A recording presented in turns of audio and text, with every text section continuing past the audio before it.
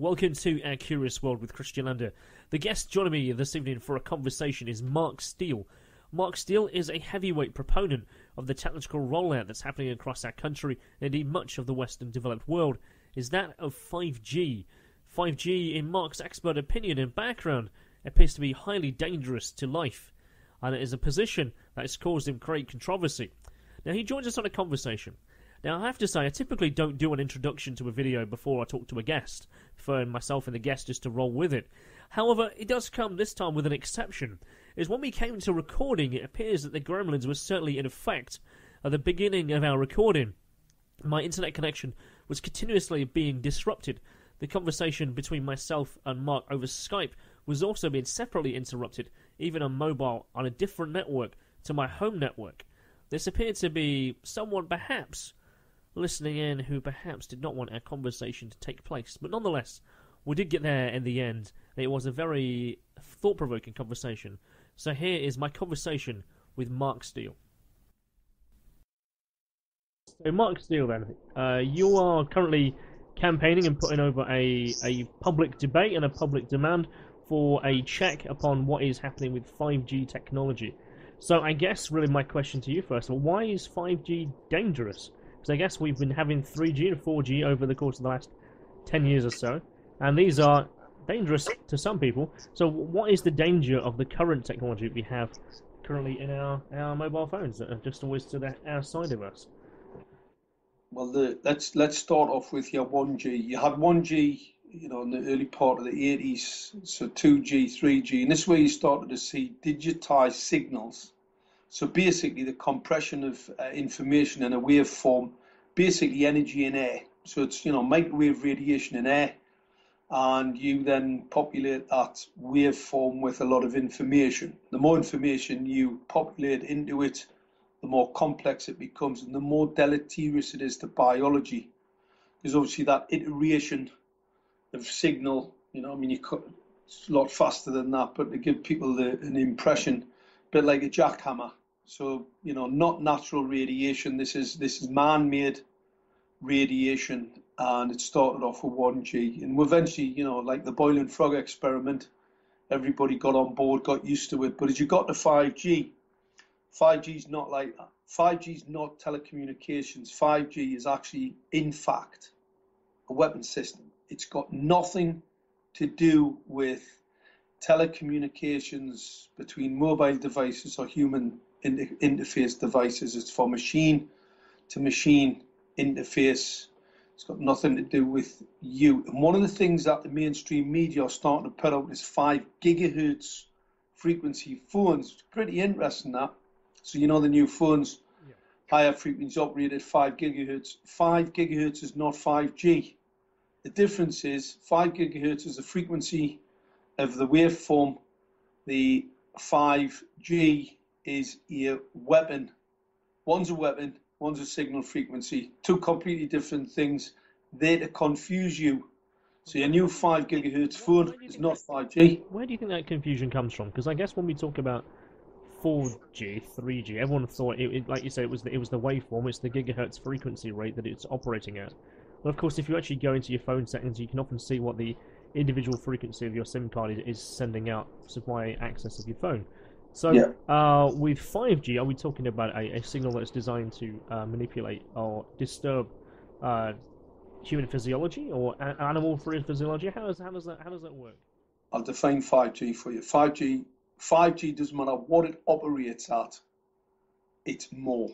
So it's called densification.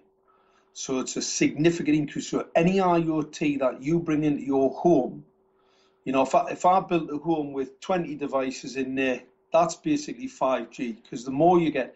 And the 5G antenna is the other technical parameter, but it doesn't have to be, because you've got to remember, 5G is a broad church. It's an amalgamation of a lot of different technology. It's not a specific technology, and it hasn't actually fully formed yet. I understand that. Okay. But what I can most certainly tell you, how you would know 5G apart from any other G, high gain dielectric lens. Because a normal transmitter, a normal antenna system, and any mobile device, they mainly operate on what's called a dipole principle. So they radiate over distance in all directions. So when you get a certain distance away from an antenna, the radiation drops off significantly. Where 5G is slightly different than that, it relies on high gain and also what's called a dielectric lens. Now that allows, this is specific to 5G only, and this actually allows you to fire a signal like a laser. In layman's terms, a bit like a laser signal of energy at a target. Okay. It's what's called a DEW weapon, direct energy weapon. So that's where that comes from. So the dielectric lens is what you define 5G. So 5G is a lot of things, but it most certainly is anything with a directed signal. Now, anybody who wants to do a bit of research, go and have a Bloomberg spoke about the 5G array that was being used in South Korea to shoot a wild boar. So what you can do, you can actually look into its environment. And this is another thing about the 5G. The 5G rollouts in the sub-gigahertz range. You know, we talk about higher frequencies. It is that, but its main rollout today across the West is in sub-gig. And the reason why it's in sub-gigahertz, and this is the reason why I came across it, it's a battlefield interrogation, target acquiring interrogation system. So what it does, it actually interrogates its environment, and then you have this dielectric lens that allows you to pick out a target acquiring system, and you can then pick out that target, and you can fire a signal at that target that would be pretty lethal. And they're called direct energy weapons. So if you want to have a look at a 5G antenna, specifically the 5G I'm talking about here, so we're not talking about the broad-based idea of 5G, which is just densification. We're talking about the specifics of 5G having this dielectric lens, which allows you to collimate the signal. It's all military stuff. Yeah. It's all military. It's all weapons-grade equipment. The part of the sub-gigahertz part of the spectrum was actually nicked from the military for battlefield interrogation. It's in Civvy Street now. Unbelievable, because what you also have to remember, this technology is untested on populations. Now, we know that in exposure in laboratories to any of this type of this microwave radiation, it causes significant deleterious effect on animals, small animals, rats. There's lots of evidence there to show them developing cancer, DNA damage, etc. I mean, it just basically obliterates your biological structures in small-bodied animals. Now, in Nuremberg Code, I cannot experiment. 5G is an experiment on the population. Without your full knowledge and acceptance, and in particular, the fact that it's been shown in a very, very many, I mean, I'm talking thousands here, of laboratory studies to cause harm, you can't test it on the population. So we've got this massive, illegal, unlawful humanitarian crime being perpetrated on the people of the US, Great Britain, parts of Europe, Germany, Switzerland, all these parts of the G7, where they're being exposed to an experimental waveform, basically sub-gigahertz, that has been shown on the battlefield to be a class 1 cancer-causing radiation. Some interesting data just came out of Israel. Israel's one of the only countries where they're now not deploying 5G. I'm going to dispel a lot of fears. They were going to deploy 5G until this latest epidemiological studies being carried out about the phased array aspect of the scanner. So, the 5G scanner, so it can look into its environment. That part of the equipment which is being used on battle space has been shown to cause significant neurological disorders and also cancer. So the data, there's a latest research study that's come out of Israel where they've assessed, troops who've been in theatre, and they have been, developed cancers and it's all down to this battlefield interrogation. So we've got a battlefield interrogation system rolling out on top of street lighting in your near locality. Anybody who has LED street lights, new LED street lights, it's most probably got 5G. The LED street lights alone are quite lethal. They're a pulse modulated blue phosphor coated, get a bit technical here, 450, 460 nanometers frequency. So it's got that blue haze. So anything where it's got that sharp bluey haze, it's a blue phosphor coated LED. They are lethal. They've only been in Barcelona 3 years and they've been shown to increase the breast and prostate cancer, double it. And they've only been in for 3 years, and I can tell you the latency, we don't know what it's going to be, but it could be 25 years out before we see peak epidemic. Now, we're not going to see that peak epidemic because if we don't stop 5G, we'll all be dead in 5 years. And I'm not making it, I understand this weapon system. It's one of the reasons I broke cover. I do not give a fig. I've been threatened. I've had lots of things going on. I've had, coppers I've had the police to the door that many times because of what they've been saying is I'm frightening people. I'm frightening people by telling them the truth. I'm telling them the truth that their local authority has rolled out a weapon system on top of them. I'm not saying that the council knew. They didn't have a clue. I mean, we're talking about some of the thickest people that you'd ever meet.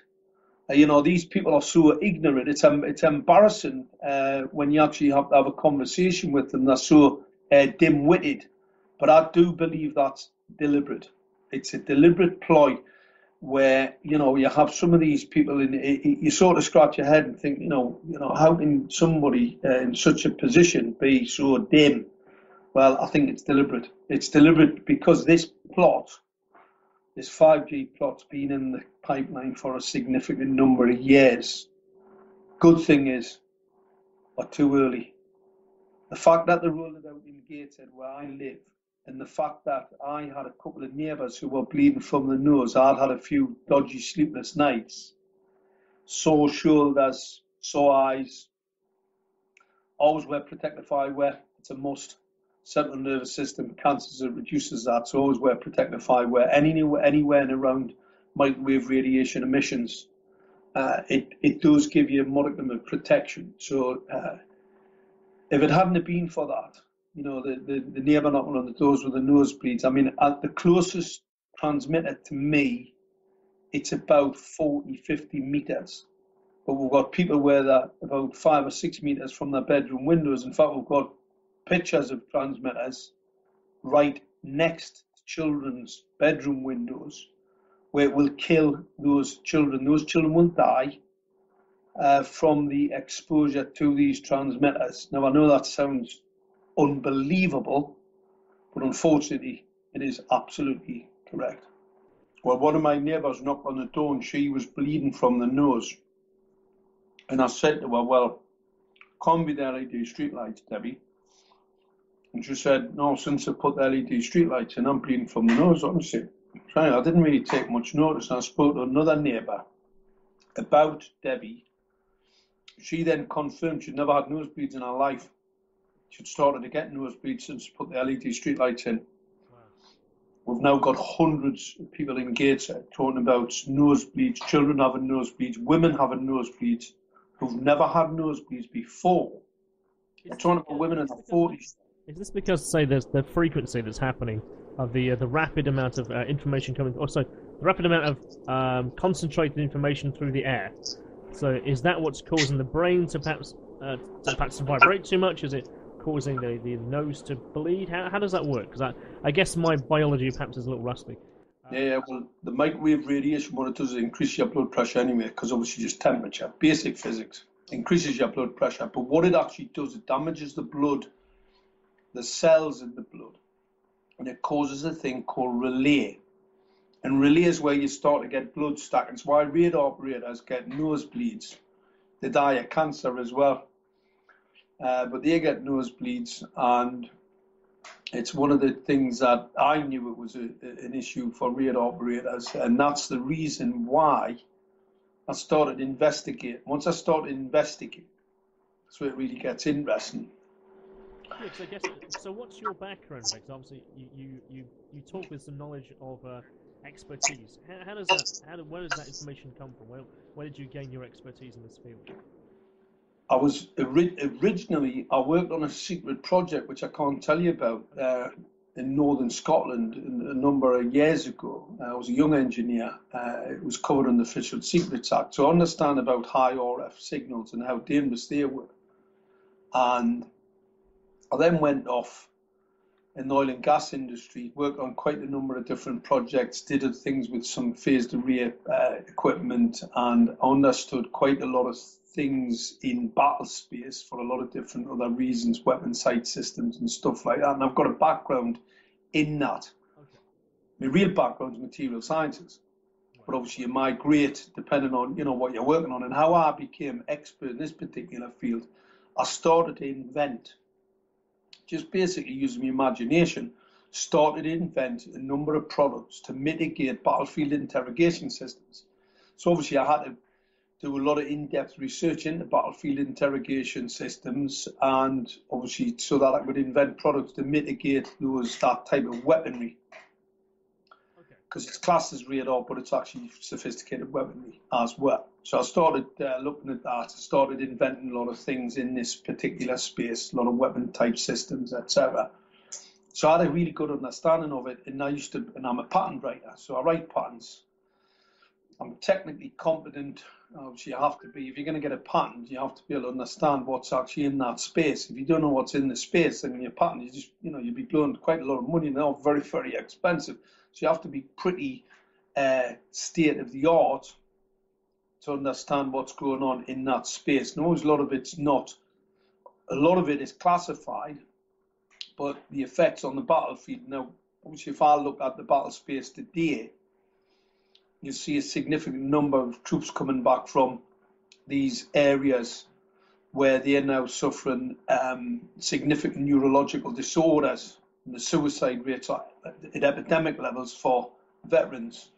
The reason for that, they've got brain injuries. And so on the suicide notes, regarding, say, the significant wars that we've been involved with over the past, say, 20 years or so, the PTSD rates are astronomically high. I mean, from Desert Storm 1 and 2 to what's happened in Bosnia and Serbia, more recently, of course, with Afghanistan and Iraq.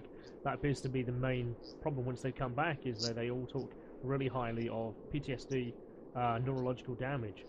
So do you think in the active environment of, say, of a war theatre or a battlefield theatre, as you talk about there, are they?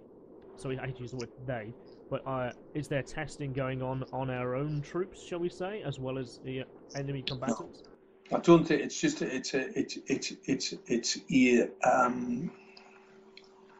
it's a fallout of the technology. It's what the technology is so advanced, and it's so impacting on the battle space. Then obviously the collateral damage are your own troops. So you'll get troops where they've never been off a camp. They've never even seen any. They've never seen any blood.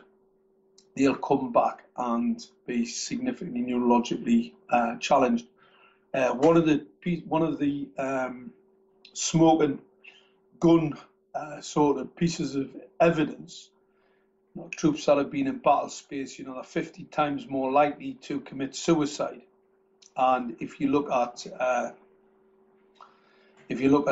female troops coming back, they're 250 times more likely to commit suicide. So if you look at the reasons behind that, I always look at body density. One of the protective parts of microwave radiation pollution is body density. And you hear about a lot of children getting larger these days, putting a lot of weight on. Well, the body's defense mechanism, for some inexplicable reason, there's a few hypotheses out there to suggest what may be happening. But when you expose in animal studies, microwave radiation in animals, they put weight on. It has been shown in a number of significant studies where the body's defense mechanism, for some very, very interesting reasons, we're not really sure yet, but put weight on. So we've got an epidemic of children putting weight on. We've got an epidemic of children having issues with their hearts in primary schools, so much so that we've got primary school headmasters.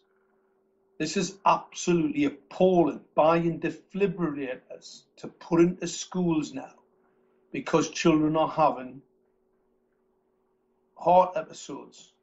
I mean, this is absolutely unbelievable.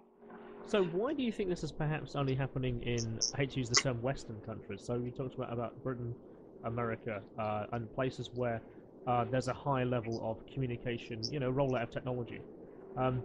So is this happening, is this not happening, say, in the developing world? Is this only happening in the G7 countries? Or focused-wise? I'm not reaching, some of these developing countries, the data is not available to make any sort of assumption at all about what's going on. What's quite interesting is a lot of people from developing countries are coming here and then developing significant illnesses. If you stick to the facts, and I think that's why the problem with gated council and others. Yeah. So what happened with that? So I guess I don't know how long you've been a proponent of this, been arguing against 5G. So how long has that been? I was basically forced into this. I've had this imposition put upon me, basically from a moral perspective. I understood about the technology I've invented in the space, and obviously when I came across it, I didn't really have much choice but to make the local authority aware that they had fitted a illegal, unlawful technology, a totally untested, unregulated piece of equipment, basically off the bat. I didn't tell them it was off the battlefield, because obviously they would think you were mad. But what I told them was it was illegal and unlawful, and it needed to be removed. They put it here secretly, covertly, without any public consultation, without any environmental health impact analysis, all in breach of parliamentary law, by the way. What was their response initially? Well, I wrote to them in private and I said, look, this technology is dangerous. It is illegal. I suggest you roll it out illegally, roll it back in illegally, and nothing else will be said. And they basically blew me off. So then I started making a noise. I've never been an activist. I've never done anything remotely like this in the past. I've never been one for being in the public eye. I've always been behind the scenes, whether it be in business or other. I'm not one for wanting to be in the limelight at all. Unfortunately, like I said, I've been forced to come out into the open to get this information out because it's such an existential threat, security threat. I mean, we now know that the equipment's Chinese. We now know that this is controlled from China. We've had the head of MI6 talk about it. We've had the head of the Ministry of Defence. They get the information. The minister gets his information from the ministry's own intelligence groups, so military intelligence groups within the MOD. They advise the minister. So he's gravely concerned about 5G. I'm more than gravely concerned about 5G. And what's really unbelievable, local authorities are still rolling it out. Local authorities are being hacked. Now, who's hacked them, I'm not sure, but we will find out once we start to get one or two of them locked up and interrogated by some intelligence groups or some police force that will take action against them, because what they're currently doing is illegal. Absolutely. I was going to say on that point then, so do you think there's some kind of sponsorship or some kind of payoffs effectively in local councils and governments where they're going, you could roll out this technology here, the new technology along with the new phones are coming, we require this technology to be in place to have all the new phones, new technology available, or you'll get subsidies of some kind. Do you think that's perhaps a subversive way how they've brought this in, so I guess covertly? No, I think the narrative is councils are being told they've got to look for some very sophisticated ways to make money. So what their plan was to spy on, and what they were going to do, they were going to check your bins. They're going to use the scanner to look into your bins, to look into your home. So when you use products using the new radio frequency identity tags on all products, once you've actually dispensed with the product, you put it in the bin. It allows the council, they can either back charge a tax on the packaging, they can charge you, or they can then advertising replacement to your smart TV. That's what the plan was.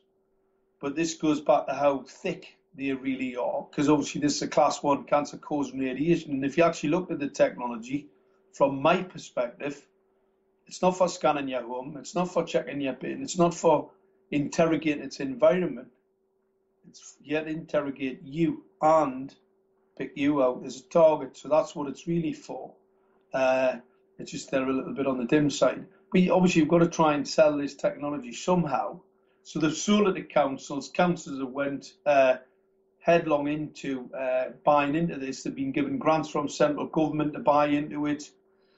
This is unproven experimental technology, including the LED streetlights that have now been shown to be lethal to humans, and they're rolling it out without any care, any reference to the law. The law's pretty straightforward. It's a blunt instrument.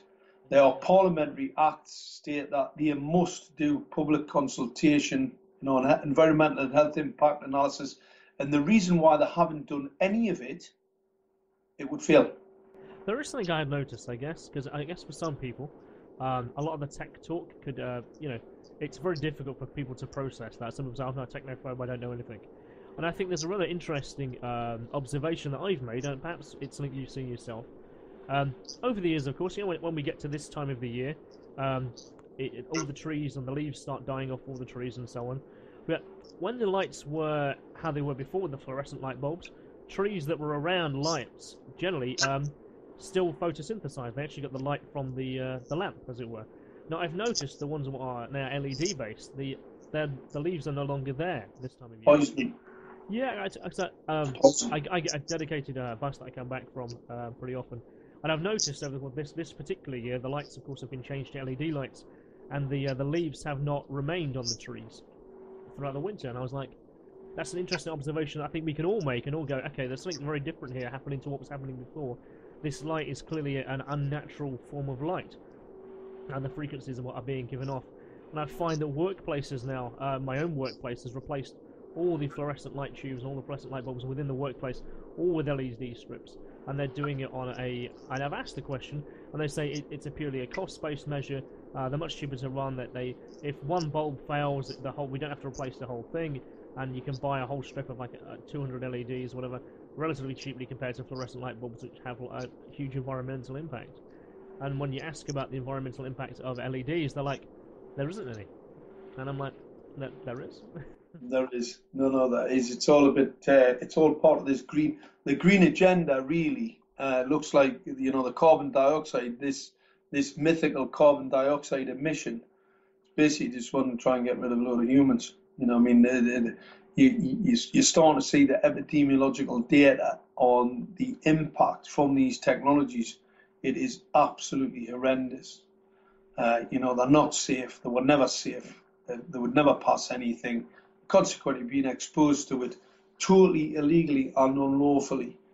And some people might go, well, we need to reduce the population a little bit. Well, guess what? 5G will kill everything. 5G is not here to, I hear these conspiracy theories about, the UN agendas and all this stuff about, depopulation. What a complete load of... 5G is an annihilation event. Once that weapon system is fully operational, and you come back 20 years after it's operational by 2025, and believe us, you'll not even think that humans have been on this planet, because this won't just destroy all biological life, it'll destroy all structures. These signals can destroy concrete, brickwork, fabric of buildings. You could pull a city down with what's called these direct energy weapon systems. They can decimate and smash and destroy, depending on the frequency. And the equipment that's being currently rolled out has that capability. And not only it hasn't got the capability, it's not secure. So the operating platforms could be operated by anybody who wanted to pull the switch. So consequently, I say to everybody, do your own research on 5G. In fact, it was in the mainstream I think it was yesterday or the day before on Russian TV. And the comment was, There's only one problem with 5G. It will kill you. So, you know, the mainstream are saying it'll kill you. I'm going to tell you it most certainly is a weapon system and will kill you. I think it's about time people started to wake up and got their act together and get these criminals, these absolute out-and-out monsters, and get them taken into account. Is there speculation about who the instigators of the technology are? So it's at its birth, as it were. This is a plan. We want to roll it out. It's going to take a number of years to put in place. Are we talking about? Do we know who those people are and what would their intention would be? I guess the intention, like you say, is to depopulate or is to eradicate people overall. I mean, so who would benefit from that if we're all going to get killed? Nobody. That's the thing, you see. 5G is an economic terrorist attack. So in the first instance, there's lots of different narratives. And there's lots of different bits of speculation and theories about what it is and what it isn't. But what I'm going to tell everybody, 5G will smash, destroy everything. There's no money in it. Because you hear that one all the time. Oh, well, somebody's making a lot of money. Nobody's making any money. In fact, P&G, one of the largest energy companies in the world, has just filed for bankruptcy. And the reason why they filed for bankruptcy is because of the smart agenda that they've been rolling out in California. So what they've done, they've ended up with a lot of equipment failing, smart meters bursting into flames. If I've got a dielectric lens and you've got a smart meter, and I'm talking your smart meter, I mean, obviously, smart meter where there's any gas, any sort of issue with intrinsically safe equipment. I mean, normally you don't want anything that's got any sort of energy field around it where you've got gas. So you've got these smart meters stuck with near hydrocarbons, and consequently you've got a 5G laser. Well, that's in layman's terms. It looks like a laser. It's actually called a maser. So you've got this microwave radiation signal that you're going to focus at an antenna, receiver, and antenna in the smart meter. You're going to have a fire. So is that when it travels through the gas to the device itself? It could potentially, yeah. You've always got the potential wherever there's energy, any energy, right, where you've got hydrocarbons gassing off, potentially, you've got a problem. And I mean, the buildings in California, absolutely. If I put 30 or 40 smart devices in a home, and then they're all pumping 20. I mean, because this is another thing. People that only on intermittently. I've never had so much garbage in all my life. These smart meters are on 24 hours a day, 7 days a week. I mean, you've got chairman for British Gas turning out and saying, well, it only emits 4 times a day. And I mean, get a meter, measure them. They're on all the time. They're using energy. They're actually using energy to send a signal. And what they're doing, they're filling your home full of microwave radiation, breaking down the fabric of your building. By the time you get 20 or 30 of those devices in a building, you've actually got a toxicity level that is catastrophic. It's breaking down the fabric of the building. So consequently, when you get an initiator, a powerful enough initiator, whether it be from a smart dielectric lens to attack your home, or maybe a short, anything in an electrical system, maybe an element blows in your cooker, the next minute you've got initiation and the whole house just explodes because you're priming the house with energy. Basic physics once again. You're pouring the home full of energy, and the next minute you've got an initiator and the whole house, and not only do you not find the house, but there's nobody inside it because it's also pulverized you to dust. So there's nothing left of you. So in these images that I see in California, now I did actually see, as there'll be people out there go, no, we saw dual weapons, these direct energy weapons. Yes, I did. I saw some pictures, actual pictures of a dual weapon being used in California. But I'm going to tell everybody, that's a smokescreen. And the reason it's a smokescreen, most do operate outside of the visible spectrum. The only part of Jew that operates in the visible spectrum, and you can see them, is the ones, the pictures. People go and have a look. You can see the pictures on the internet. That was a smoke screen. That's like me as a sniper going off to, let's say, shoot some president at some time and actually put a put a tracer around in the gun. That was the imaginary time. Yeah, put a tracer on the bullet. Put a tracer on the bullet so you can see where it's come from. I mean, absolutely ridiculous. So the whole thing about the Jew weapons that were used, and I did see them, you've got to remember, I mean, somebody's got to put a helicopter up there or some of that bit of aircraft to carry the Jew weapon. So they put an aircraft up, fired a Jew weapon. People have got to ask themselves, why? Why would they do that? Well, I'll tell you why.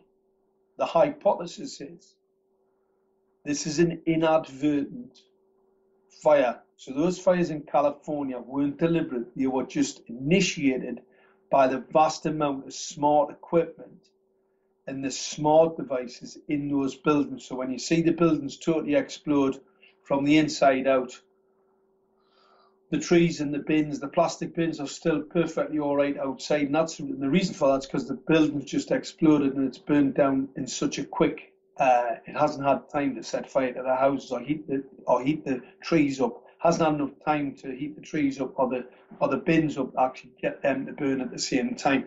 And it also accounts for some of the images of the metal where it's all twisted, because obviously if you get initiated and you've already pulse modulated that material for a particular length of time, it's also going to move and possibly warp and bend. I was trying to understand what you meant by it's inadvertent. So like they tested it and it was a bit like, oh shit, we set fire to the woods, let's leave it. Because if we admit it, then we admit we have this technology. So we'll just leave it to burn out. I guess with that, so how would you activate it intentionally if that was an inadvertent one which caused a huge catastrophe across California? I mean, well, can you imagine if everybody worked out that smart? Because smart is secret militarized armaments and residential technology. So let's say everybody works out what smart really is, and they start not buying them or start to take them back, start to buy dumbed down equipment the way that we did in the 80s and start taking it back. Well, believe us, the plan for wanting to get rid of us all starts to thread out pretty quickly, doesn't it? It does indeed. I mean, my daughter has a smart meter at her house, and I did warn her about doing so. I mean, we haven't got one here at all. But it's amazing the amount of advertisements and news bulletins and post-it-throughs that comes through the door going, oh, we've got smart technology rolling out in your street, please sign up now, they'll appreciate it, you can track your bills and you can keep it accurate. The one thing I have noticed, and I guess it's a lighter side of it, it's compared to what we're talking about, my daughter says that it's never accurate, what it is that she's tracking, whether it be on a phone or the device, that the measurement of it is never accurate. So should it be smart, as in tracking your bill, it doesn't do that, because it's only ever estimated, and then you ring them up and they can't tell you either. Although if it was smart to the point where it's measuring your kilowatts per hour, you should be able to give you an accurate reading to the minute. So it's odd that it doesn't do that. But as it is technology that has a more serious instigation about it, you can perhaps understand why they just want to get this out there as quick as possible. That's the trouble. They've rushed the smart agenda. What actually happened? There's a couple of studies. There's a national toxicology study, and the Ramzini's been going on for 10 years now. It's been published. It supports the NTP that this is a class 1 cancer-causing radiation, and consequently, the people behind this, the monsters behind this, let's give them their real name, because they know, I know that they know. These monsters, unfortunately, had to rush it out, and they've rushed it out for a reason, because what they believe is once it's out there, people are just, it's here now. Well, guess what? No, it's not. We need to remove it. We need to liability notices. We need to be writing liability notices. These people have broken a contract with us. We pay tax for protection. We pay taxes to for these people. We actually hand over our sovereignty to these people so that they will most certainly look after us. Once we've worked out the fact that they're not looking after us and they've got the worst intentions for us, then it's time to renegotiate that particular contract. And in law, the law's pretty straightforward. The law's for the benefit of man. You cannot just go around start to kill them all and tell you that it fits within the law, because it doesn't. And the constitution's under attack. The laws and the legal system's under attack, and it's about time we got the information out. And that's the trick here. It's about getting the information out and getting enough people woken up to the fact. And I hope some of my court cases have tried to do that. It's been quite instrumental in getting the information out, because there's nothing better than a good court case for people to get themselves exercised. So talking of court cases, of course, I noticed on the 14th this month you attended court. What was the purpose of that? What happened with that? The council's trying to commit me to prison because they got an injunction on me upholding the law. They didn't get that. The injunction they wanted was to fully gag me. It would have been breaching human rights. And obviously the judge saw through that. But what he actually did, he gave them an injunction in relation to the law. So I can't offer violence, can't assault any of them, I can't abuse them and do that sort of thing. What they have done, they've come back and made up once again, because they did in the first case. They made up quite a bit of a lot of the evidence was fabricated. They actually entered forged documents into the. I mean, this is unbelievable. They actually entered forged documents into a court case that carry with it significant prison terms. They just don't care, and it looks like they've done the same again. Basically, hearsay, fabrication, what looks to be a significant forgery. We're not sure yet. That'll have to be tested in court. So we'll just have to see what's going on. They basically just can't handle the fact that I'm going around telling people that they are breaking the law and they are in serious risk. And I mean, I've been trying to warn councillors. I've warned councillors. I've never had any replies from any of them. I'm really concerned that our democratic system's under attack. Obviously, not having any response. If I sent you a bit of scientific documentary evidence, you're not going to turn around and say, well, it doesn't make any sense to me. Especially if it's from somewhere like Harvard, Exeter University, or Barcelona University. You're not going to turn around and say, well, it's just I don't. And I've had councillors say, well, it's just nonsensical. I had the mayor tell a constituent, they said the science that I've seen, it's nonsensical. I mean, how can you have these people in these positions of power turn around and saying, organisations and universities, and we're talking about published peer-reviewed research papers here. We're not talking about speculative documents. We're talking about fully published and peer-reviewed documents, and they're saying it's pseudoscience. That's what I said in the court case. Wow, that's crazy. Because when it's peer-reviewed, it means that it's been not only tested, it's been investigated, and someone else has also. Absolutely. Well, the NTP study was actually published, peer-reviewed, published in 2016. They've waited another 2 years. It's never been known before where it's actually been and fully evaluated, and it still came back, and it's a class 1 cancer-caused radiation. They just stuck it on a light outside your bedroom window, and that scanner will scan you through your brickwork, because those scanners, that 868, will look into the urban environment at significant distance. It's pretty sophisticated weaponry and battlefield interrogation. So with that, is it? I can, in my head, I'm trying to formulate like a mental pattern for this.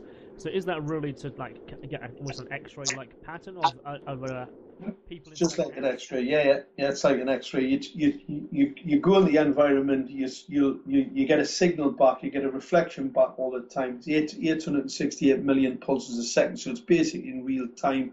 It comes back to the processing piece, and then you just eventually strip away the material until you see what it is that you're looking for. Yeah, because I did read an article a little while ago in regards to how radar works today, and it was a completely unrelated article. And but the way that radar used to work is they would send radio signals, it bounced off a reflective surface, they could kind of detect where it was, But I Yeah. realised they had to turn that off a few years ago, or not use it in the way that it was. Is that there's now that much electromagnetic background radiation of what's been generated by the Earth is that they actually now see the full shadows of aircraft using just the EM spectrum as opposed to using radar. Radar Yeah. is now used as almost like a backup of it, really. And I was like, wow, is there that much radiation being bounced around in terms of the electromagnetic spectrum that's being broadcast around the world at any one time? Compared to what it used to be, I mean, it used to be near zero. But you know what? We're talking about natural radiation's always been pretty high, but it's immersive. And I'll try and put that in. You know, it's like anybody. If you jump in the sea, and just go underwater, and it can be pretty choppy, you're fine. You get yourself up against some rocks, and that sea's coming at you. You're obviously in trouble. And that's the difference, you see. And this is the difference between natural radiation and the pulse modulation. And these 64 QAM signals, they're basically just smashing your cells. You know, they're coming off and just basically obliterating your biology. It's nothing that we've ever been used to being exposed to in the past ever.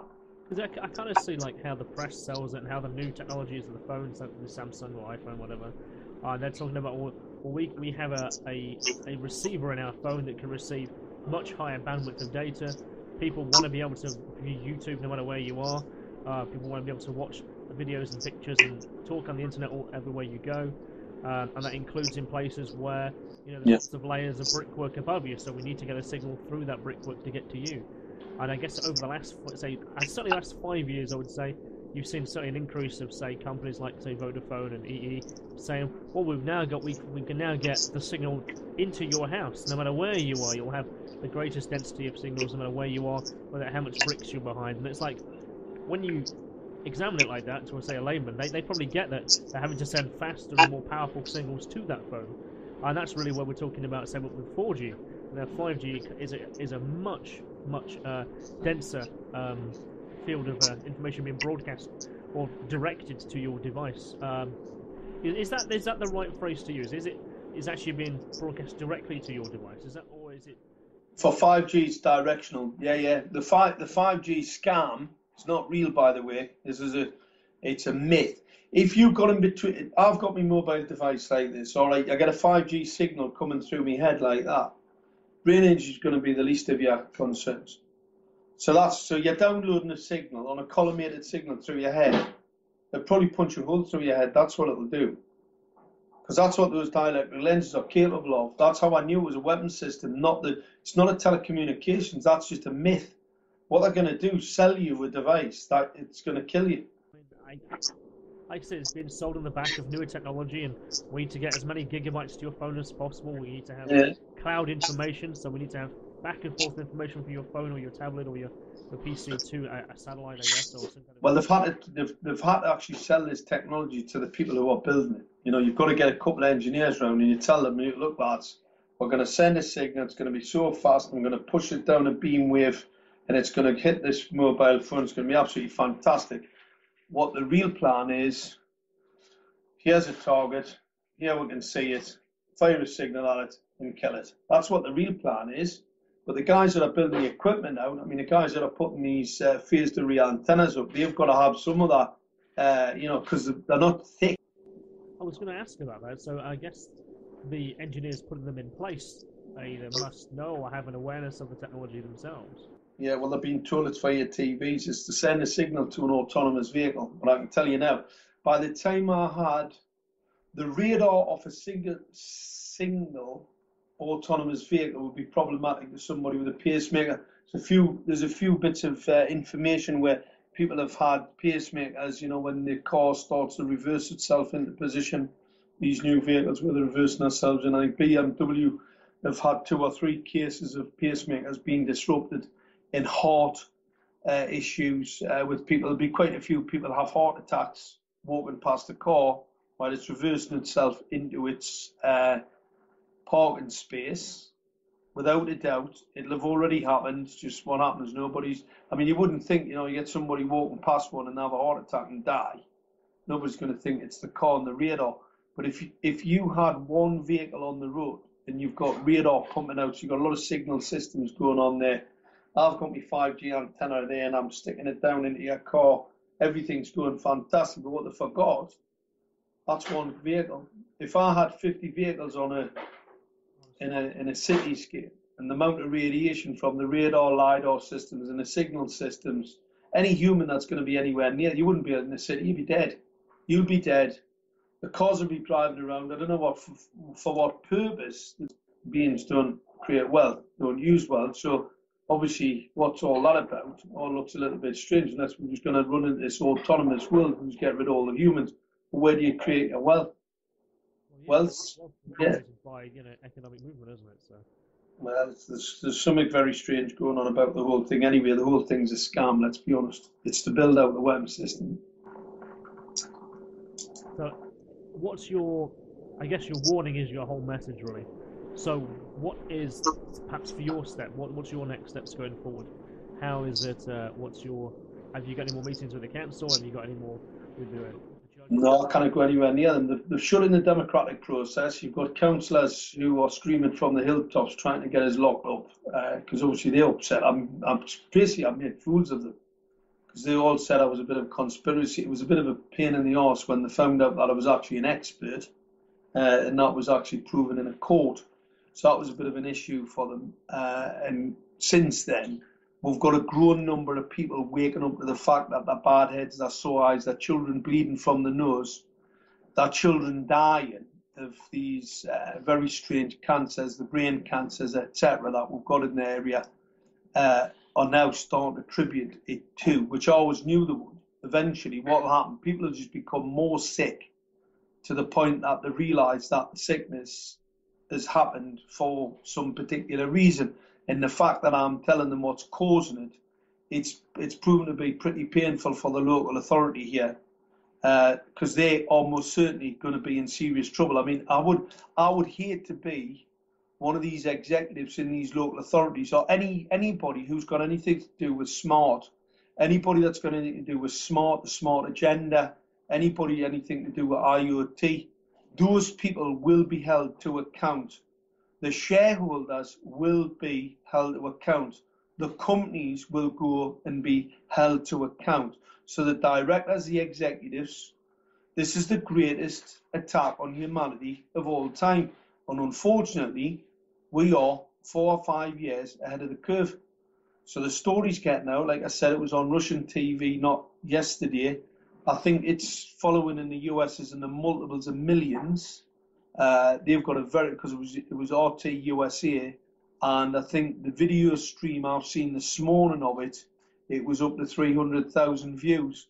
So people are starting to work out that 5G is what I've always said it to be, a significant risk.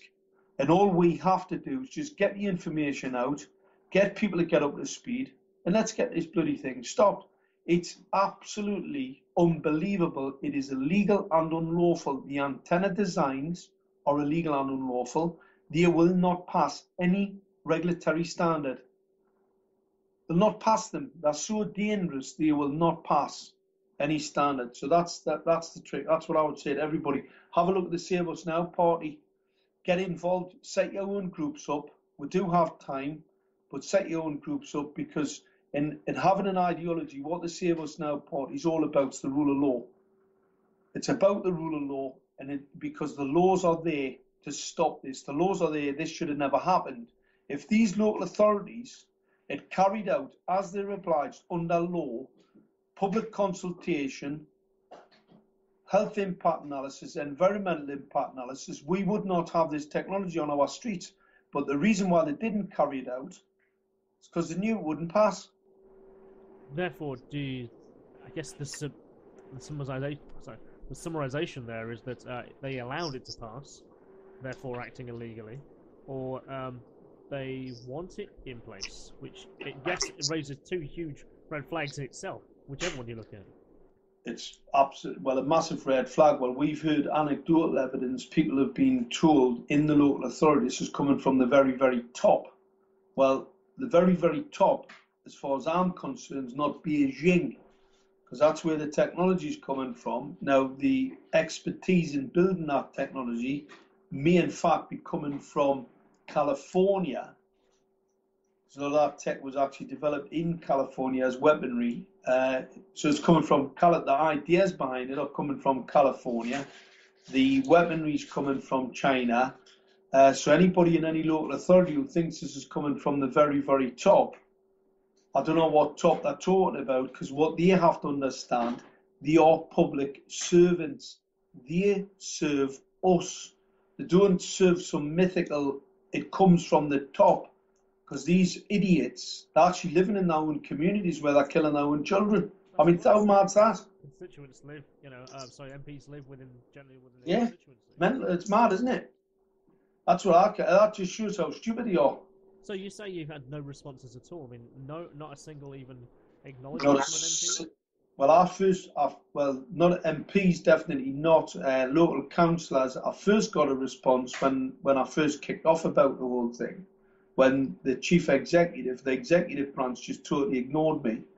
And I got a couple of councillors who were pretty concerned. They then got involved, but is the narrative, as the information became pretty clear. What I didn't do, I'm a bit like that. I never tell everybody everything. I always give them a little bit. Because obviously, if you tell them if I went in, guns blazing and told them what was going on, this was like 2 years ago, they would have just went, the man's a complete lunatic. They would have had us off to some lunatic asylum. But now you've got MI6 talking about it. We've got the head of the Ministry of Defence talking about it. And we've got other organisations talking about it across the world, concerned about this technology. Then it doesn't sound so mad, but if I came out straight off the bat and told them what it really was, they would have probably had difficulty with it. So what I did, I teased them and just said, look, this technology is not safe. Sent them all the scientific documentary evidence to show it's not safe. The basic science, not the weaponry stuff, just basic science to show that it's not safe. They just did not give a fig. They were not interested in the slightest. A couple of councillors were, but obviously as I pushed and started to then draw them into the real issues of the technology, 5G, they just totally, and I believe they're being gagged. This is an attack on your democracy, not just an attack on humanity. That is bad enough. They're attacking your democracy as well, because the democratic systems are in place. The evidence is there. Everything I've sent them is evidence based. There's nothing. I don't say anything unless I can actually substantiate it. Are those documents available publicly on your website? Yeah. There's documents on the website. There's some abstract scientific documents, which are pretty interesting. Anybody who wants to have a look at the weaponry, go and have a look at Brunderman Weapons, direct energy weapon systems. If you want to see it as any collimation of energy, basically can be turned into a direct energy weapon. I do hear educated fools on occasion tell people that there's not enough energy in this particular part of the spectrum. It's complete and absolute garbage. And the reason why a laser, you can get lasers in it's because laser light radiation is non-ionizing radiation. You can actually cut through stainless steel. And you still get these fools, they've got a little bit of an education. Some of them have got some of an education, some have got some nice certificates to hang on the wall and pretend that they know what they're talking about. Haven't got a clue. Absolutely clueless. And the reason for that is because they've got this idea that there's a difference between non-ionizing radiation and ionizing radiation. It's the same thing. It's just one has a higher frequency, is a little bit more powerful. Now, if at the other end of the spectrum, if you then manage the non-ionizing radiation in a way by focusing it, you can then change it into something completely different, make it pretty lethal. Okay. So, in regards to say what you do, you mentioned about there's things that you can do at home to protect yourself. So, I guess not having smart meters in your home, rejecting that form of technology.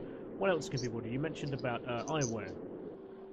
I wear protective eyewear all the time. Anyway, microwave radiation damages your central nervous system and causes central nervous system cancers, depending on the frequency. It's always best to wear protective eyewear. You shouldn't have to, but we do. Unfortunately, LED streetlights are pretty dangerous as well. So I always wear protective eyewear when I'm out and about because this microwave radiation is ubiquitous. You know, as you're walking past people's homes, if anybody today wants to just check, go and see how many routers you can actually see on your device when you open it up. You've got dozens of routers all pumping through your brickwork, your concrete, actually invading your privacy and invading your home with someone else's radiation. Everybody that listens to you, this information, get up to speed, do your own research, and get active. You know, it's no good sitting on a computer, keyboard warriors. It's time to get out there on the streets. We've got to get this thing stopped, and we do have time, fortunately. But get involved locally. Set your own chapters up. Set your own, groups up. Just get involved and get it stopped. If you love life, if you want to live, I've never met many humans that want to die. If you want to stay alive, you are absolutely fighting for your life. Just nobody's told you, but you are. And if you look around, talk to neighbours, friends, you'll see cancer rates going through the roof. You'll see sickness. You'll see mental health issues, self-harm in schools. 300,000 people lost their jobs through mental health issues. 70,000 children self-harming in schools. I mean, when I went to school, there was nobody at my school that self-harmed. No. Or just, I guess, I don't know how old you are now. I'm like 37.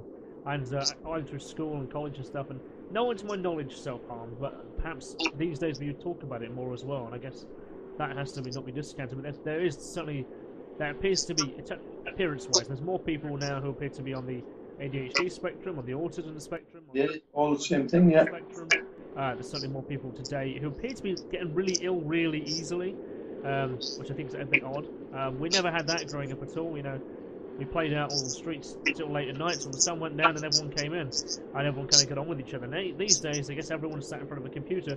But like I say, this is an LCD screen. I don't know how these also affect eyes and how these affect... They're nowhere near as dangerous. You've got it's an RGB emission, so you've got a balancing. The thing with the street lights, it's not a balancing that. You've actually got a blue phosphor coated, so you've got a 450, 460 nanometers frequency. In that particular part of the spectrum, it is not natural. It's absolutely lethal. All the data, all the emerging data, this stuff is lethal. And you've got to remember, these local authorities have rolled it out. Somebody's made an absolute fortune, and some idiot has allowed them to put them out there without any risk assessment or anything. And if they had have carried out the risk assessments, the science is pretty straightforward. They're dangerous. It's scary to think there's no risk assessments been performed at all. No. And it'd be good to check that. So I guess whoever listens to this, right, I guess we can all go to our councils and all get Freedom of Information Acts and go and check that, quite easily, When there's these devices that are being set up, 5G has been rolled out, has there been any risk assessments? I think that's something we can all do, right? And if there's not coming back or there's no answers, certainly it proves that's not been done. Well, if they will come back, and what they'll say it's fully been proven to be safe, and what we rely on the IC and IRP guidelines, and the IC and IRP guidelines are a thermal value, basically cooking. So they're cooking you with microwave radiation. So they say that IC and IRP guidelines are fine; they cook you, but those guidelines only apply to small thermal impacts, not chronic exposure. What your council wants to do, they want to apply the IC and IRP guidelines, which are a cooking value, but they want to keep the cooker on. So they don't want the emission for 6 minutes as it is in IC and IRP guidelines. These idiots want it on 24 hours a day, 7 days a week, basically putting you into a microwave oven. If I put a child into a microwave oven and a police officer saw me doing it, they get arrested. Absolutely. So why is the council getting away with it? It's exactly the same thing. Yeah. There's a 5G. Just to finish off. There's a 5G killertech YouTube channel, which I've produced quite a lot of informative videos that people can watch, so they can understand a bit more. Define what 5G is. They can see what the technology looks like. They can see what it operates at, and then they can start to interrogate their local authorities. There's a Freedom of Information request format on the Save Us Now website. There's also a liability notice for councils. So if you've got one of these lights outside, if you're feeling sick, if you correlate that with your illness, write to your local authority, tell them to remove it, put them on notice. If they do not act, they have a duty in law. It's the Social Care Act to benefit the the locality and to make people's life chances better, not worse. So consequently, they're obliged in law to protect you and look after your health. The fact that they put that illegal, unlawful technology that's most certainly dangerous outside your home, you can do something about it. And what you do, you stop paying them. That's the first thing to do. Put them on notice, because obviously you'll send them. I'm getting lots of people getting FOIs back now. They're not completed correctly. The councils are absolutely bricking it at the minute, because we are absolutely. And I'm not saying that they knew. They didn't know. They're starting to get to know now, because too many people starting to ask too many questions. And obviously they keep seeing me popping up, getting arrested and stuff like that. This doesn't go down very well for the establishment. Sure. Okay, Mark, so where can people find out more about you? Obviously, the website for Save Us Now is up on the screen, everyone can read. Is there any other websites and other ways that people can get in contact with yourself and to view any of the information that you've put forward? You said as a YouTube channel. Just want to go over those social information contacts that, once again, so people can double check that information. Yeah, it's www.saveusnow, that's all one word, .org.uk, and then we've got the 5G killertech Mark Anthony channel, so that people can get the videos there. They can start to look at them, and there is a number of other websites. I did a talk at AV9, so if anybody wants to have a look at that, that gives you a great background on me, because I go through the product development cycle, how all products are developed, and how they all have to fit within certain safety parameters. What you can't do is bring products to market that make people sick. What you must do is bring products to market that people are going to enjoy, people aren't going to become sick. A lot of this killer tech, it's called killer tech because the people who are behind it are basically taking the piss. Really are taking the piss. They call it killer tech for a reason. It'll kill you. So, the order, in plain sight, let's say. So people get up to speed. Your daft little earbuds that are radiating in your ear, and your Bluetooth connections and all the rest of it, they will make you sick. And I'm not saying that extremely dangerous. What I'm saying is, if you've got one, it's going to have a very small effect. But by the time you've got your smartwatch, your smartphone, your smart ears, your smart TV, by the time you fill your house full of smart, you're going to die. It's simple. It's as simple as that. And it's all about the impact of the amount of radiation that you're exposed to. This radiation is deleterious to biology. Fact. No ifs, no buts. That argument was put to bed 3-4 years ago. All right, so the science is absolutely 100% on point. This is dangerous to humans. The more you get, the more dangerous. That's just simple. Thank you very much for taking the time out to join me here today. I really do appreciate it. But if I could just ask one more thing of you. You could just press like, dislike, leave a comment, or press subscribe. You could do any on all of those things. And it allows me to know whether I'm producing the kind of content that you want to listen to. I do produce a variety of content, especially on YouTube and out into the world of social media. So please, if you would, thank you very much. I'm Kristian Lander. Until next time.